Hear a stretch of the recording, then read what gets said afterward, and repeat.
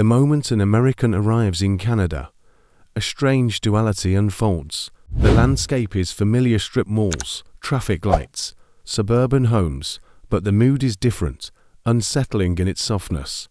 There's a quietness that hums through even the busy cities. No sirens screaming into the night, no strangers locked in loud debates, no harsh glances exchanged in crowded spaces. Instead, there's a slower tempo, a gentle rhythm that runs beneath the surface of daily life. It's subtle, almost imperceptible at first, but it grows louder the longer one stays. Canada feels like a mirror held up to the United States, but one that reflects a version of North America that has chosen calm over confrontation, community over individualism. Among the first things Americans often notice is how deeply embedded politeness is in Canadian culture. It isn't the overdrawn customer service smile or the forced friendliness used to diffuse tension. It's embedded in daily interaction. A stranger who says sorry when they accidentally walk in front of you. A bus driver who gets thanked by each passenger stepping off. A store clerk who greets and farewells with sincere calm. For many Americans, raised in a culture where directness and efficiency often take precedence, this kind of habitual softness can feel theatrical, even unnecessary. And then there's the quiet, not silence, but something softer. Streets that hum instead of roar. Public transit that carries people without confrontation. Cafes where conversations are spoken in gentle tones. Canadians seem to carry an unspoken agreement. Space is something sacred. Noise is not competition. And social restraint isn't a sign of insecurity, but respect. For Americans used to asserting their presence in public life, this can feel disorienting at first. The lack of edge, of urgency, creates a kind of emotional vertigo. Even the way Canadians handle conflict feels foreign. There's a noticeable absence of public arguments, raised voices, or visible frustration. When disagreements arise, the language remains tempered, the tone level. Where an American might be used to quick escalation and assertive correction, the Canadian mode leans toward deflection, empathy, and shared understanding. It's not passivity. It's a deep-rooted cultural impulse to maintain harmony, one that shows up in the way people drive, wait in line, or even navigate a crowded sidewalk. Beneath these surface differences lie more structural contrasts. Money, for instance, holds a different social weight. In the United States, success is often broadcast through image cards, clothing, property. But in Canada, financial modesty is valued. Conversations about money, taxes, and even medical bills carry a tone of shared responsibility rather than status. Flashy spending can even be met with discomfort or quiet judgment. There's an ease in how people approach budgeting, saving, and healthcare, a humility that shapes public discourse in ways that many Americans find unexpectedly refreshing. Perhaps one of the most subtle but most transformative shocks is how Canadians view the collective. The idea that shared systems matter, that healthcare is a right, not a privilege, that public services exist to support everyone equally, not just those who can afford them. For Americans, especially those steeped in a culture of individualism and self-sufficiency, the experience of trusting in these collective structures can be deeply unfamiliar. And yet, in Canada, they work not perfectly, but with a widespread belief that they are worth maintaining. That trust builds something deeper than convenience. It builds community. The weather itself enforces this collectivism. In a country where winter is not just a season but a force, people depend on each other in ways that transcend politeness. Neighbors shovel sidewalks for the elderly without being asked. Drivers help push strangers' cars out of snowdrifts. Children walk to school in -20 degrees bundled in layers, not because it's comfortable, but because it's necessary. Survival here isn't dramatic, it's quietly communal. That shared resilience binds people in ways that are hard to quantify, but impossible to ignore. And then there's the emotional shift. Over time, Americans living in Canada begin to feel a softening within themselves. The first signs are small: a delayed apology uttered out of habit, a deeper patience while waiting in line, a growing ease in silence. The absence of public stress slowly becomes personal calm. The invisible tension that once marked daily life, the scanning, the second-guessing, the anticipation of conflict begins to dissolve. And what's left is something that often feels foreign: peace. This peace is not born from perfection, but from a culture that prioritizes shared space, collective well-being, and emotional restraint. It shows up in the smallest rituals, saying thank you to the bus driver, not because it's expected, but because it's part of a wider cultural rhythm. Holding a door, not for applause, but because it's what you do when other people matter. Even in moments of tension, a crowded subway, a winter storm, there's a gentle choreography of cooperation. People step aside, wait their turn, offer help without fanfare. It's this low-grade, everyday kindness that slowly reconditions Americans, one gesture at a time. Public safety is another cornerstone that reshapes the American emotional landscape. In many U.S. cities, the baseline includes a heightened sense of alertness and instinctual awareness of surroundings, of what streets to avoid, of what tone not to use with the wrong stranger.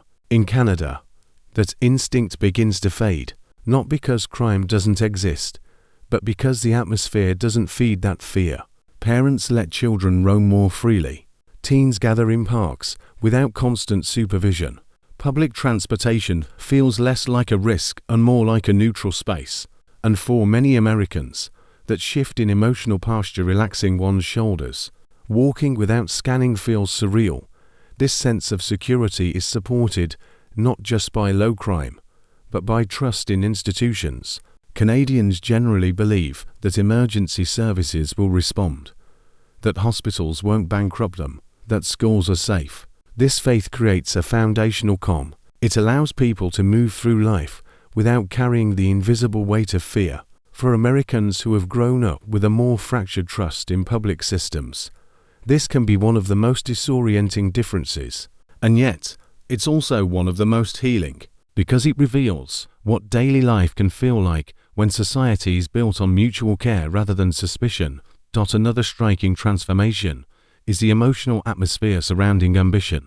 In the United States, striving is cultural currency.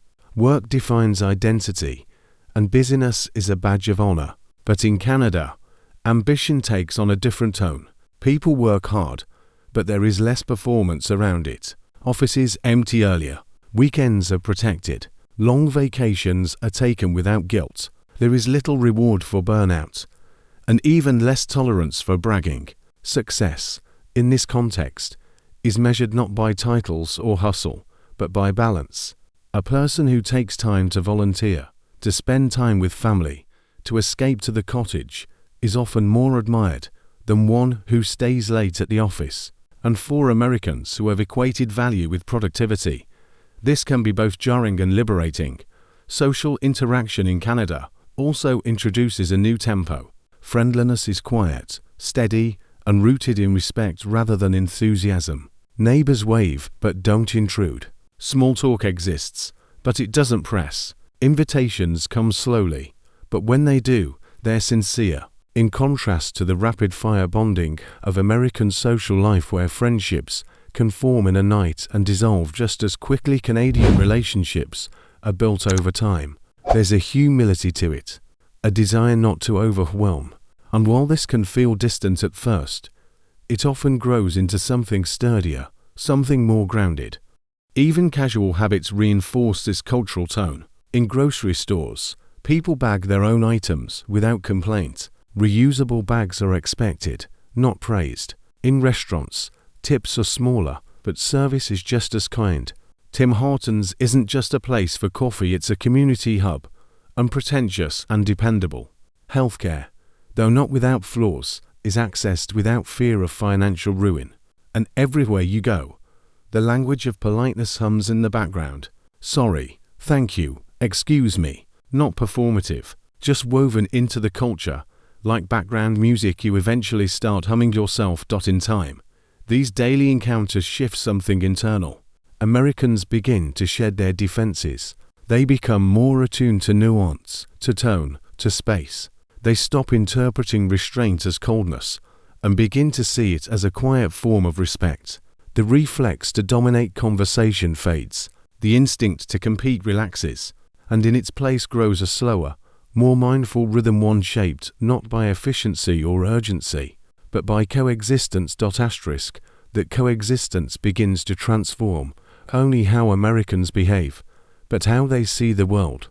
The longer they stay, the more they internalize the idea that social life doesn't have to be loud to be meaningful, that kindness isn't weakness, and that trust can be the default rather than the exception.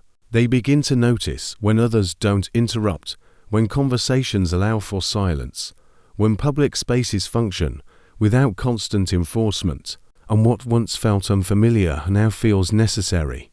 The noise, the rush, the guardedness they once carried now feels like an old skin shed slowly with each small, reassuring gesture from a culture that prioritizes peace. For some, the transformation shows up in tiny ways. They stop rushing to speak. They wait for a pedestrian, even when the light is green.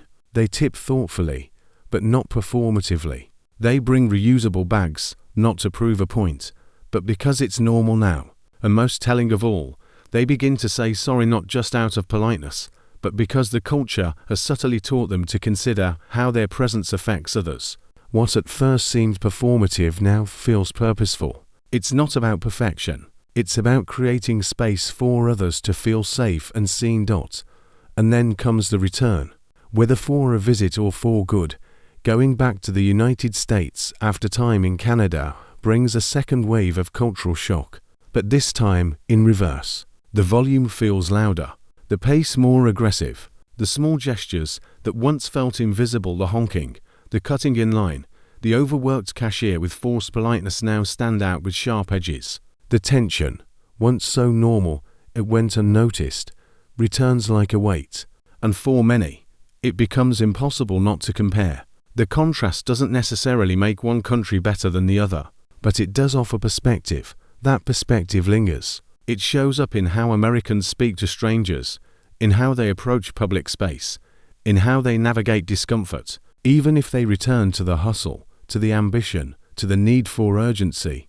They do so with a quieter inner compass, a memory of how it felt to live in a place where space was shared, where kindness was casual, and where public life didn't demand emotional armor.